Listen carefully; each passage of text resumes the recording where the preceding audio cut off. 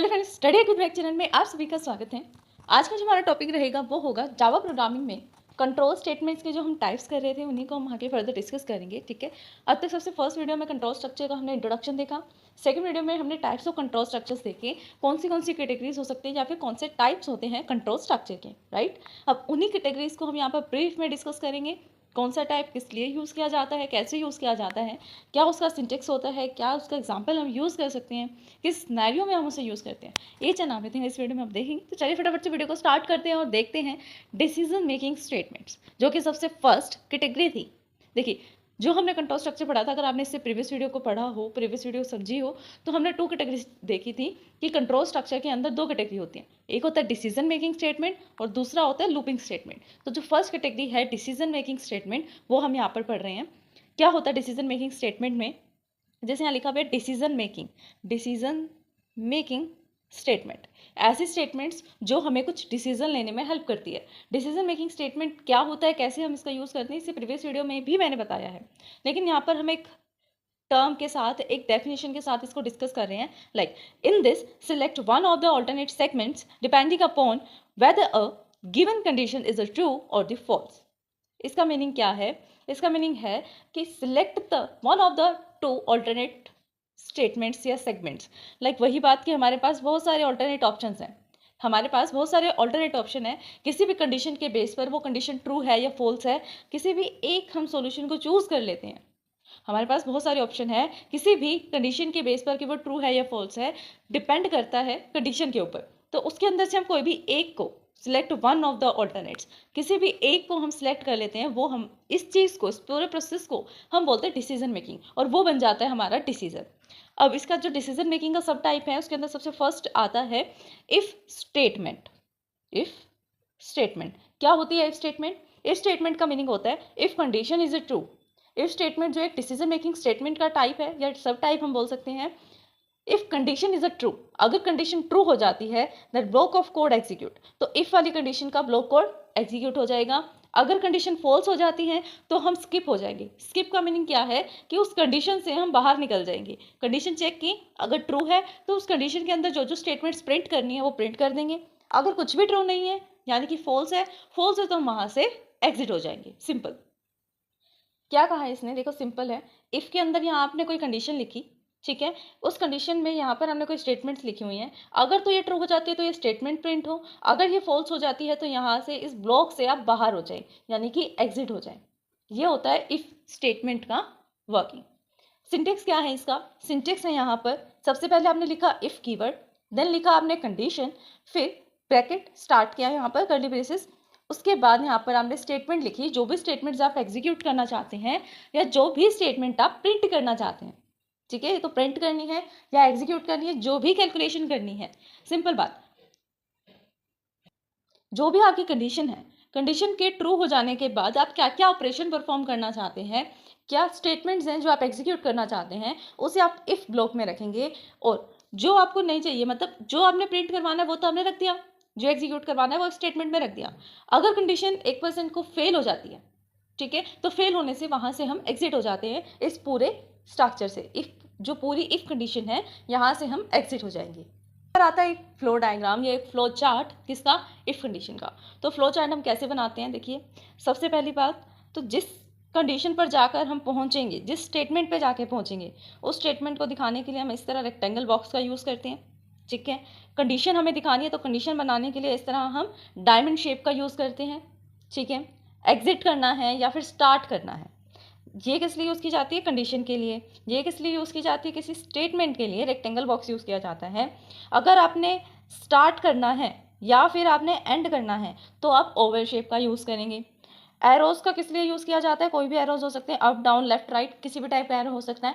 वो आपको फ्लो बताता है, टॉप टू बॉटम फ्लो हो रहा है, बॉटम टू टॉप हो रहा है, लेफ्ट टू राइट है या राइट टू लेफ्ट फ्लो हो रहा है डेटा, वो सब बताने का काम होता है एरोज का। तो ये कुछ सिंबल्स हैं जो हम फ्लो डायग्राम या फिर फ्लो चार्ट को बनाने के लिए यूज़ करते हैं। अब सबसे पहले हम ऊपर से कोई प्रोग्राम चलता हुआ आ रहा है, ठीक है। अब ये मेन पॉइंट है कि यहाँ पर कोई कंडीशन मिली उसे, कंडीशन को हम किस में रखते हैं? अभी बताया मैंने, कंडीशन को हम रखते हैं डायमंड शेप बॉक्स में। ठीक है, तो इस डायमंड के अंदर हमने कंडीशन रखी। अब सीधी सी बात है, कोई भी बात या तो सच हो सकती है या झूठ हो सकती है है ना।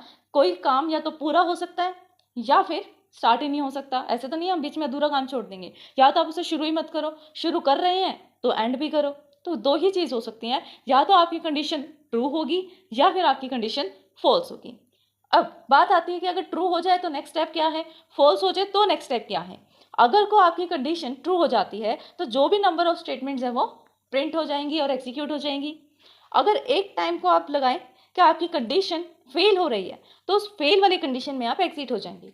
ये है इफ स्टेटमेंट का फ्लो चार्ट या फ्लो डायग्राम। अब नेक्स्ट स्टेप पे जो आता है वो होता है इसका एग्जाम्पल।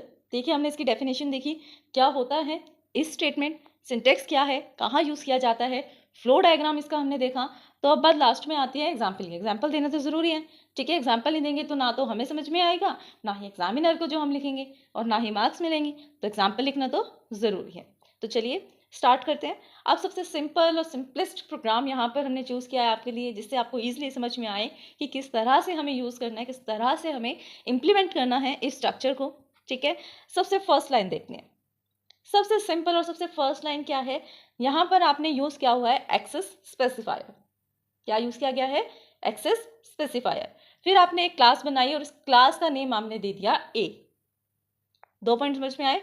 सबसे पहले हमारे पास कौन से एक्सेस स्पेसिफायर होते हैं, आगे भी हम डिस्कस करेंगे। तो जस्ट नॉर्मल है कि हमारे पास एक्सेस स्पेसिफायर या एक्सेस मॉडिफायर भी इसे हम बोलते हैं। कौन से होते हैं, पब्लिक होता है, प्राइवेट होता है, प्रोटेक्टेड होता है, और जावा में जो हम एक यूज़ करते हैं एक्स्ट्रा वो होता है डिफ़ॉल्ट। तो इसमें से कोई भी आप चूज़ कर सकते हैं। यहाँ पर हमने पब्लिक रखा है। पब्लिक रखने की वजह क्या है कि कहीं से भी हम इस क्लास को यूज़ कर सके, कहीं से भी इस क्लास का ऑब्जेक्ट बनाएं और इसके अंदर जो मेंबर फंक्शंस हैं या मेंबर्स हैं, डेटा मेंबर्स, उन्हें यूज़ कर सके, कॉल कर सके, ठीक है। तो यहाँ पर हम इसे पब्लिक बनाना चाहते हैं, इसलिए हमने पब्लिक कीवर्ड का यूज़ किया है। ये समझ में आया। फिर हमने एक क्लास बनाई। क्लास बनाने के लिए हम किसका यूज़ करते हैं, किसका करते हैं, क्लास कीवर्ड का यूज़ करते हैं। ये तो पता ही है, हमने पिछली बार C++ में डिस्कस की थी ऑब्जेक्ट ओरिएंटेड प्रोग्रामिंग, राइट ना। तो जावा भी एक ऑब्जेक्ट ओरिएंटेड प्रोग्रामिंग ही है, सिंपल। यहाँ पर हमने पब्लिक कीवर्ड यूज़ किया, क्लास ए हमने क्लास बना ली। यहाँ से कर्ली ब्रेसेस स्टार्ट होता है। कर्ली ब्रेसेस स्टार्ट होने का मतलब है कि जो भी हमने क्लास बनाई है उस क्लास का स्ट्रक्चर यहाँ से शुरू हो रहा है। फिर आपको एक लाइन लिखनी होगी, पब्लिक स्टैटिक वॉइड मेन। अभी के लिए इसे प्रोग्राम को समझो, जो इसका मेन स्ट्रक्चर होता है वो भी हम समझेंगे, इजीली डिस्कस करेंगे। अभी के लिए जो सिंपल थिंग्स हैं like if statement, looping statements, variables क्या होती हैं, कंट्रोल स्ट्रक्चर्स, ये सब हम जो नॉर्मल थिंग्स है ना वो डिस्कस करेंगे। बाद में इसके हम एक एक लाइन, एक सिंपल जो मेन स्ट्रक्चर होता है ना जावा का प्रोग्रामिंग के लिए, वो भी हम डिस्कस करेंगे। तो इसमें डरने वाली बात नहीं है, कुछ भी सिंपल है। ये PSVM क्या है, ये एक शॉर्टकट फॉर्म लिखा हुआ है। शॉर्टकट फॉर्म किसका है यहाँ लिख देते हैं। ये होता है पब्लिक स्टैटिक वॉइड मेन।